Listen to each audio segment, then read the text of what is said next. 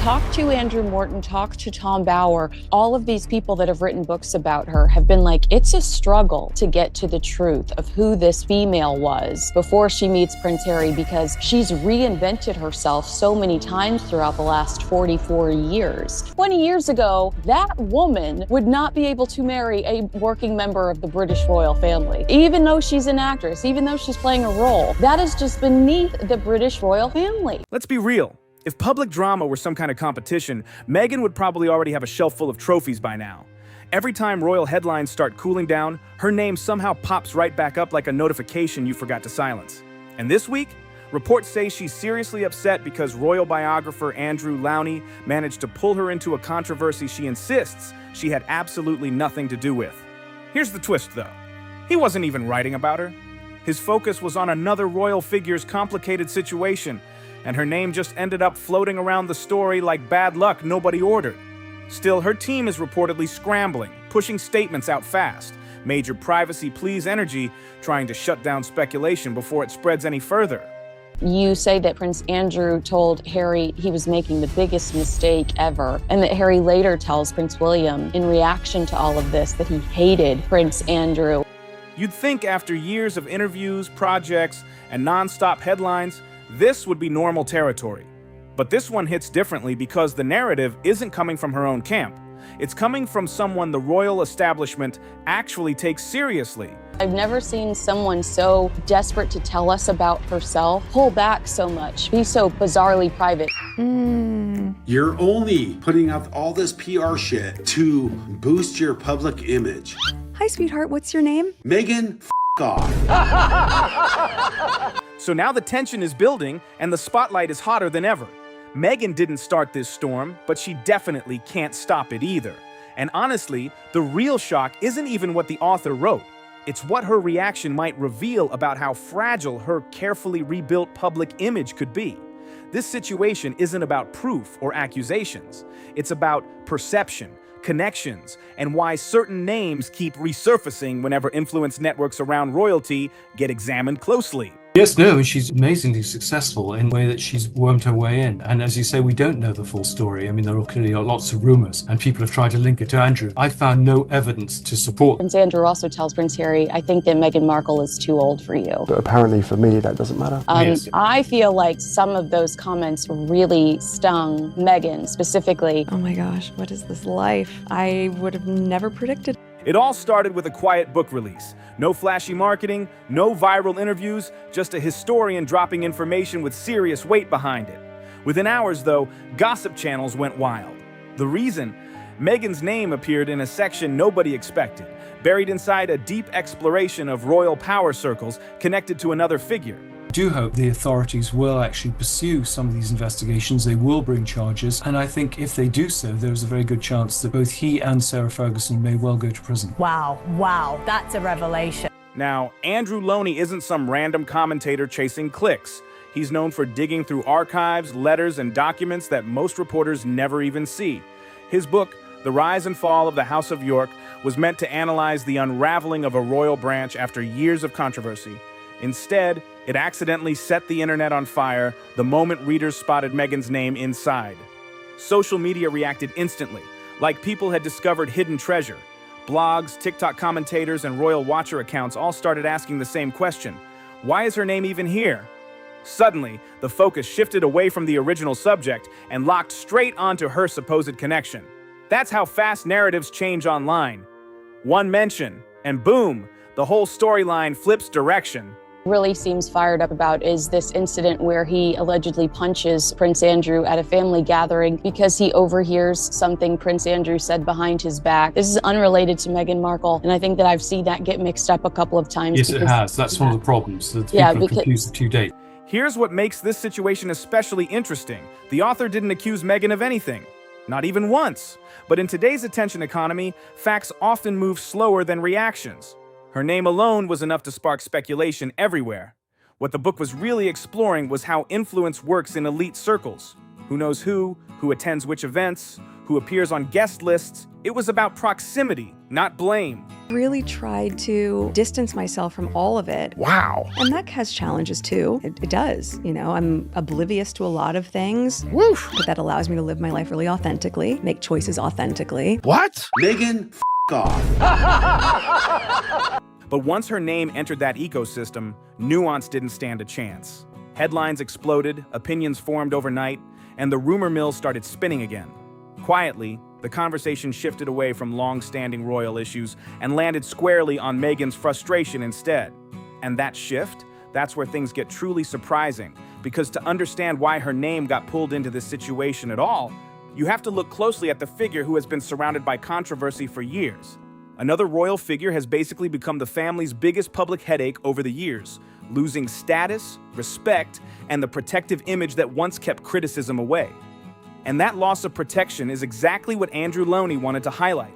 His book isn't built on gossip, it's built on patterns, showing how certain names, events, and relationships keep overlapping inside elite royal circles like a glitch that won't go away. He describes a quiet but powerful social network around one royal branch where reputation works like currency and silence often works like insurance. In that complicated web, Meghan's name appears not as someone involved, but more like a coincidence, someone who happened to be nearby in the broader social universe at some point. But once that proximity became public knowledge, the internet did what it always does, turning speculation into headlines overnight. Suddenly, people were throwing around phrases like hidden ties and secret meetings, even though nothing was confirmed, because online attention runs on theories, not patience. Meghan Markle has all pretty much the same friends that Eugenie and Beatrice had. And in 2017, Fergie gave an interview after Meghan Markle got married and everything, welcoming them into the family. And she said that she had never met Meghan Markle until the wedding. And putting Meghan's name next to an already controversial figure, that's instant digital fireworks. The author was tracing the decline of one royal reputation, but the internet flipped the story into the supposed anger of a duchess instead. And if you think that network already sounds messy, things get even more chaotic when you look at how one completely unverified rumor from Toronto somehow grew into its own storyline. So here comes the Toronto rumor, the internet's favorite dramatic side plot. According to online chatter, long before Meghan entered royal life, she supposedly crossed paths with that same royal figure while she was living in Canada. Back in 2013, she was filming Suits in Toronto, building her lifestyle brand, posting inspiration, and focusing on her career. At the same time, that royal figure was traveling for official appearances. Then someone somewhere decided they must have met. No proof, no photos, not even a blurry background sighting, just pure online imagination running wild. Of course, that didn't stop critics or supporters from turning it into a full saga. Suddenly, social media detectives were connecting dots like they were solving a spy case. One dinner here, one event there, and boom, secret meeting unlocked.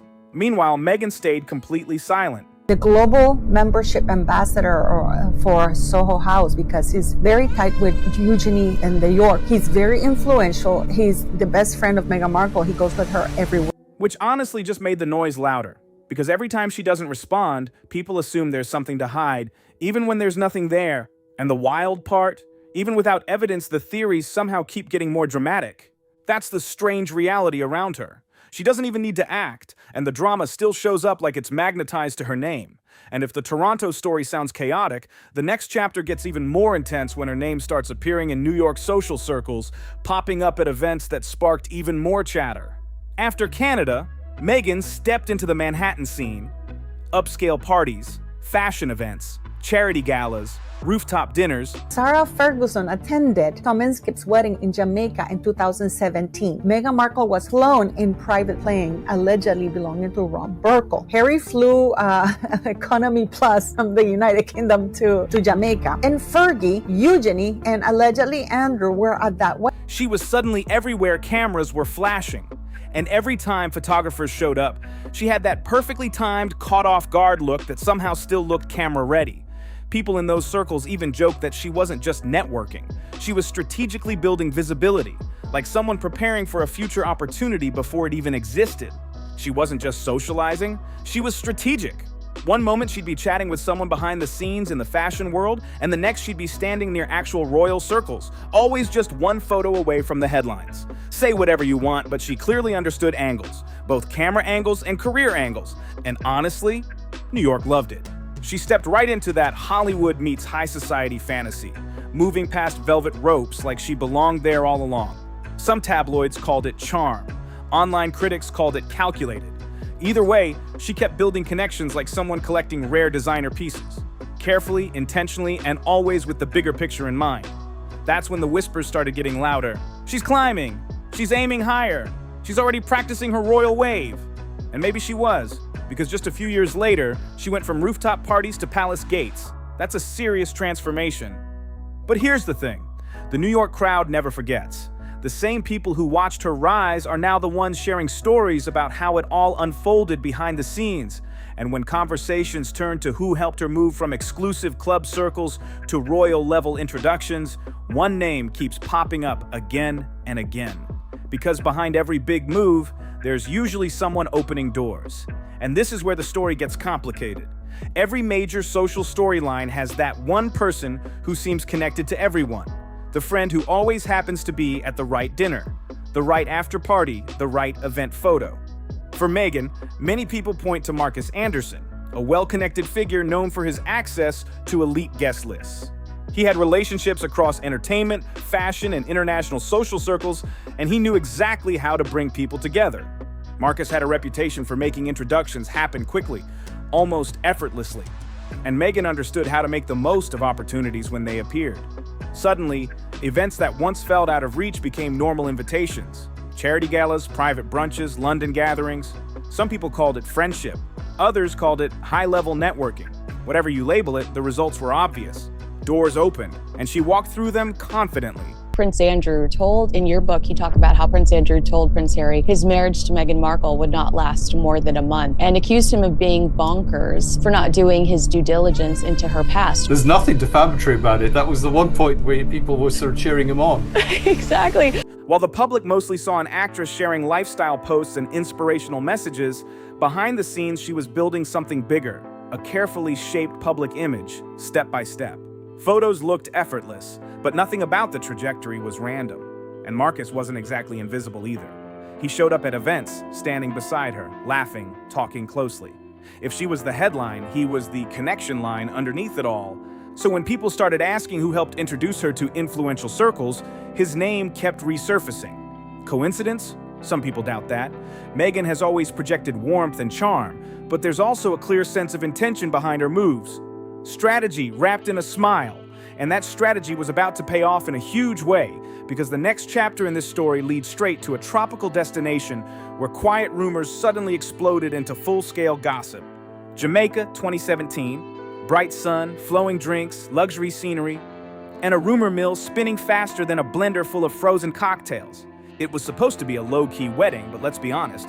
The moment Meghan Markle arrived, it turned into the Meghan Show Tropical Edition. Forget the bride for a second. All eyes were on Meghan, strutting in like she owned the entire resort. This was meant to be a friends-only getaway, but low-key isn't in her playbook. Her outfit was perfectly coordinated, the poses were ready, and somehow the cameras always found her.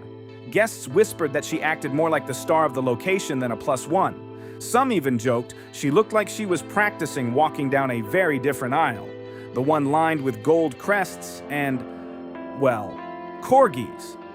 Then came the spicy rumors, whispers that a certain controversial royal might have been nearby. No proof, but that didn't stop the internet from losing it. Suddenly, the beach wedding was being treated like a crossover episode nobody asked for. And while official channels stayed quiet, Meghan's name shot back up trending lists, not just for her outfits, but for the company she was allegedly keeping. Tom Bower talks about in his book 2017, Harry violently angry over catching paparazzi in Jamaica, trying to capture him and Meghan Markle at a friend's wedding. You've got to admire it though. Meghan has a way of turning a simple vacation into a global headline faster than most influencers launch a new brand. Drama seems to follow her like a shadow with SPF. And just when you think the gossip tide might finally calm, a new rumor from halfway across the world drags her name right back into the storm. Fast forward to 2021, a chaotic year for the world, and somehow Meghan is trending again. This time it wasn't an interview, a streaming deal, or another tell-all about palace life. Nope, it was courtroom chatter. Rumors began swirling that she might be pulled into ongoing legal proceedings surrounding another royal figure, and suddenly Twitter transformed into Royal Law and Order VIP edition. According to online whispers, Meghan was allegedly close to being called in for a deposition. And of course, people went wild. Memes, think pieces, predictions. Everyone was ready to see her take the stand and deliver the performance of her life. But guess what? The courtroom showdown never happened. No subpoenas, no testimony, not even a Zoom call with bad lighting, just smoke, mirrors, and a ton of online chaos. Meghan, though, she stayed silent. No denials, no clarifications, not even a statement from a friend or insider. Total silence. And in gossip world, silence is like gasoline on a fire. The less she says, the louder everyone talks. Her PR team probably had whiplash keeping up. One minute she's almost dragged into court, the next she's back posting about mindfulness and wellness candles. She pivots faster than a politician in election season.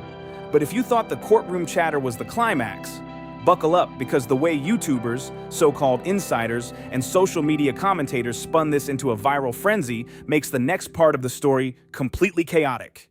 And just when you think the storm might settle, the social media whirlwind hit a whole new level. Every little detail, a smile in a photo, a handshake caught on camera, a rooftop dinner, became fuel for speculation.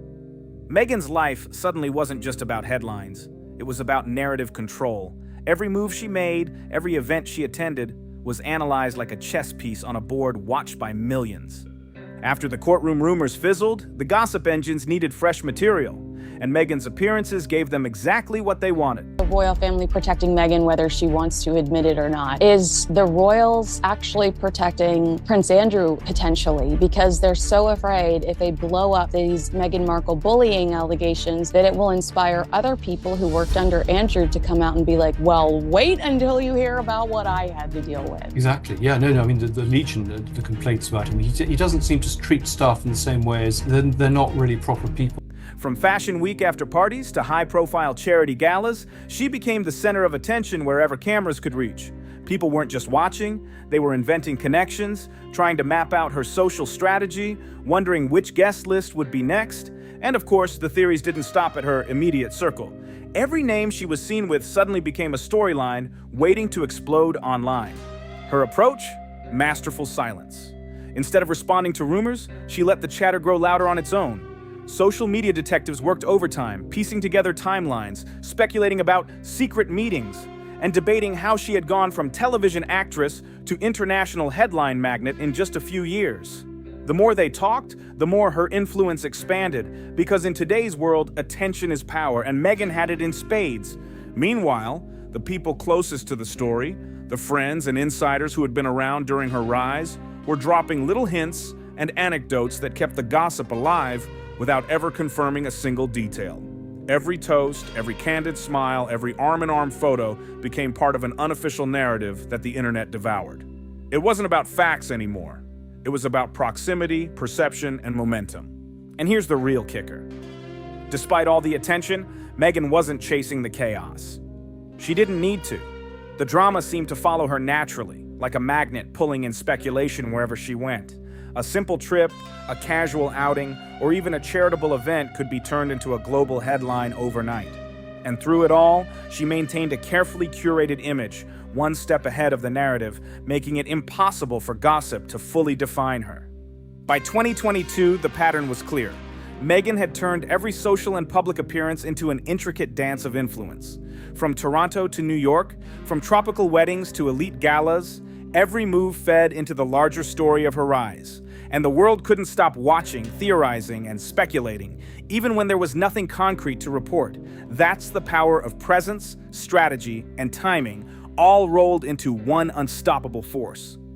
Meghan didn't just navigate the headlines, she reshaped them, turning every rumor, every whisper, every viral moment into part of a story she controlled, even when the world thought it was controlling her. So after all the headlines, all the drama, and all the insider whispers, what's the real story? Honestly, Meghan Markle is probably sitting somewhere in her California home, sipping a green juice, scrolling through the chaos and thinking, why can't the internet just quit me? But let's be real, she actually thrives on being the headline. If she didn't, we wouldn't have nearly this much material. Meghan has perfected the art of controlled chaos. Every time people start to forget about her, something mysteriously pops up. A podcast episode here, a new project there, maybe even a cryptic interview about growth or healing. It's like clockwork, and she's always one step ahead. She's basically the queen of the comeback narrative. Except this time, the public reactions aren't just awe or admiration. They're eye rolls, memes, and hot takes across every platform. And that's exactly how she likes it. Meghan doesn't fight the rumors anymore. She thrives on them. Love her or hate her, she's learned that attention pays better than approval. The more people roast her online, the bigger her brand grows. It's like she's turned controversy into currency. And honestly, you have to admire the skill. Surviving this level of public scrutiny isn't about grace or humility. It's about staying unbothered, keeping a clear strategy, and rocking that main character energy wherever you go. Maybe that's her real crown. Not the tiara she left behind, but the one she's built from hashtags, headlines, and Hollywood lights.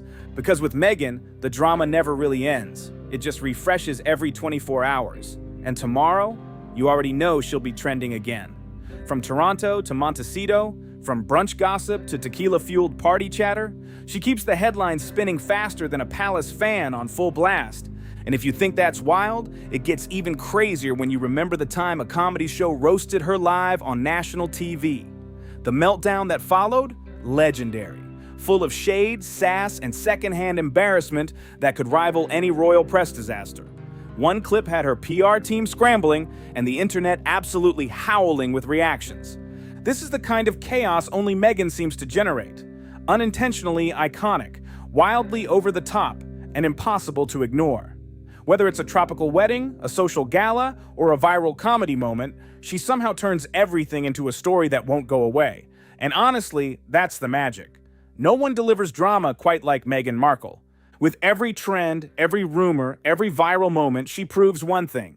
Attention isn't just a byproduct of her life, it's her ultimate strategy. And in the game of headlines, she's not just playing, she's running the show.